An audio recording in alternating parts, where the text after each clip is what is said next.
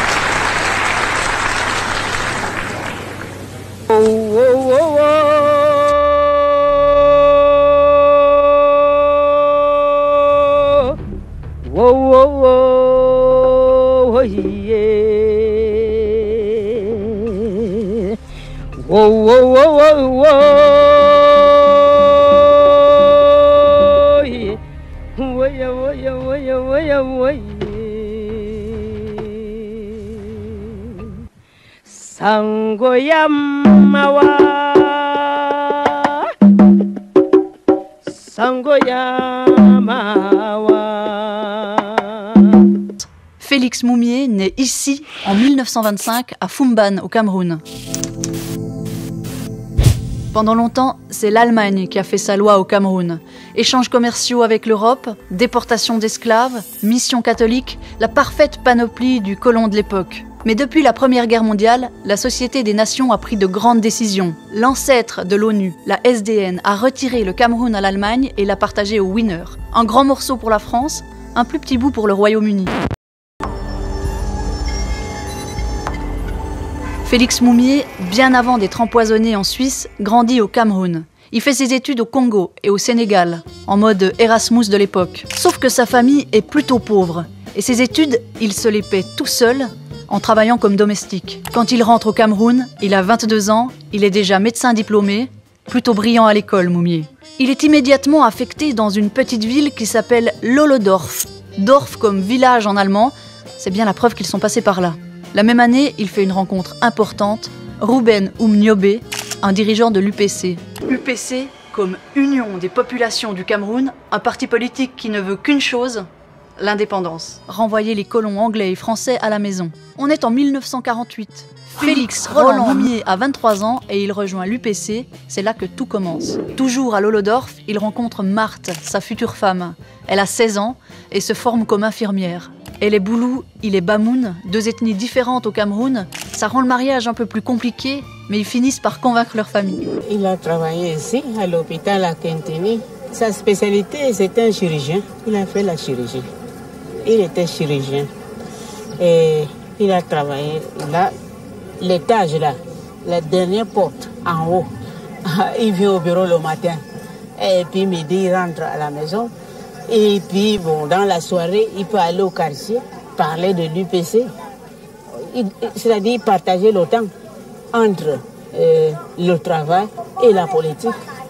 Ce qui est par contre relativement exceptionnel pour l'époque, c'est que très rapidement, Félix Moumié va entraîner dans son sillage et dans sa formation politique sa femme, ce qui n'a pas été le cas de tous les leaders, et qui globalement va l'amener à la politique, à la conscientisation politique. Elle va devenir sa secrétaire, son assistante, il va lui conseiller des lectures. Les deux lisent ensemble Le Monde, Libération, L'Humanité. Elle est chargée de rédiger des résumés de l'actu qu'il lit quand il revient du cabinet. Pour faire taire ces trublions, l'administration coloniale française affecte le docteur Moumié dans des régions toujours plus reculées, histoire de limiter ses activités politiques. Vers 1954, ça fait plus de 5 ans que le couple milite, et Félix Moumié commence à être surveillé par les services secrets français. La tension monte au Cameroun, et au mois de mai 1955, ça explose. On parle de centaines de morts. Ce qui est sûr, c'est que les locaux de l'UPC, par exemple, sont pillés. On a véritablement des scènes de violence. Et c'est d'autant plus tragique parce que c'est tragique nationalement, mais c'est aussi tragique internationalement, parce que désormais l'UPC est un parti politique qui est donc interdit et qui ne va plus véritablement bénéficier du même soutien et de la même audition à l'ONU. Le pouvoir colonial dissout l'UPC. Tous les dirigeants du parti s'exilent. Pour Marthe et Félix Moumié, ce sera la Guinée, Conakry. C'est là qu'ils trouveront refuge. Alors en 1959, quand l'indépendance est proclamée pour le Cameroun, on pourrait se dire que Félix Moumié a enfin ce qu'il veut. Mais non. Pour lui, l'indépendance reste de façade. C'est un fait que le Cameroun sera indépendant le 1er janvier 1960. Mais il s'agit d'une indépendance nominale et non d'une indépendance effective. Or, l'Union des populations du Cameroun, d'accord avec le peuple camerounais, revendique l'indépendance effective. Ahidjo, le nouveau président, est un pur produit de l'administration coloniale et tout laisse penser que la France a encore ses deux bottes au Cameroun. La personnalité d'Ahidjo est une personnalité qui a été choisie par les Français. Elle n'incarne pas un choix politique de la part des Camerounais en tant que tel. Donc il apparaît véritablement comme une personne parachutée pour servir les intérêts français.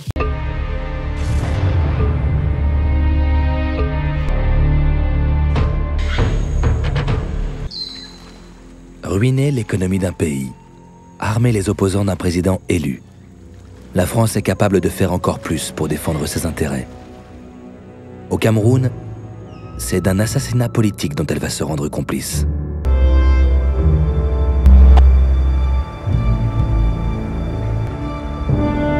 En déplacement à Genève pour acheter des armes, Félix Moumié a rendez-vous dans un café avec un certain William Bechtel, qu'il croit être un journaliste. Il s'agit en fait d'un membre des services secrets français. Après le rendez-vous, Félix Moumié s'effondre, terrassé par un mal mystérieux dont il ne se relèvera pas.